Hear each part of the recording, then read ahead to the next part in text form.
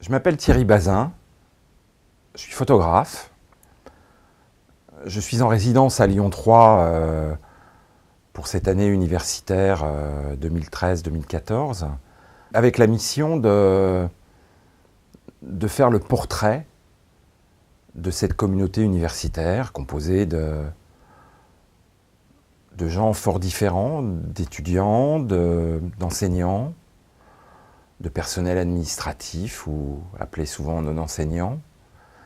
C'est une mission tout à fait passionnante qui me permet d'avoir une vue sur cette communauté universitaire et les membres qui la composent, une vision, je dirais, tout à fait fraîche et voilà, c'est un milieu que je ne connais pas, que je ne connais plus.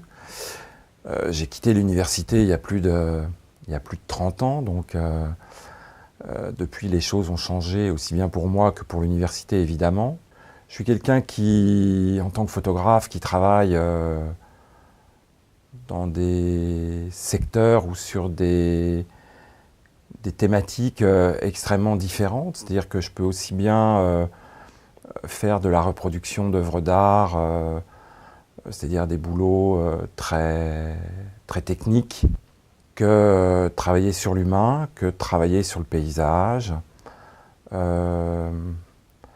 L'humain, j'y travaille assez régulièrement dans le cadre du milieu professionnel.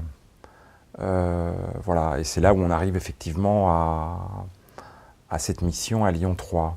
Je dirais que l'idée principale est dans un premier temps, de confronter chaque individu qui forme cette communauté à sa propre image. C'est-à-dire, je pense que dans le milieu professionnel, dans le milieu du travail, au quotidien, on a un petit peu tendance à oublier qu'on est un individu. On est une tâche, des compétences, des capacités, un métier. Mais souvent, l'individu a tendance à disparaître. Donc, dans un premier temps, ce travail est un travail de portrait individuel. Je photographie les gens individuellement, le plus souvent dans le cadre de leur travail, de leur activité, de leurs études pour les étudiants, voilà. Toujours avec cette même marque de fabrique qui est la mienne, c'est-à-dire je fais des portraits qui sont des portraits larges, c'est-à-dire que j'utilise un format qui est un format horizontal dans lequel je centre l'individu, ce qui permet d'ailleurs de situer l'individu dans son environnement assez largement, quoi. Je travaille à 120 ou 160 degrés à peu près. Donc je vais photographier pendant cette année universitaire, je vais photographier entre 150 et 300 personnes à peu près. La démarche est toujours la même, c'est-à-dire que c'est du portrait posé, en lumière naturelle. J'amène absolument pas de lumière artificielle. Par contre, je fais un travail de développement derrière assez important.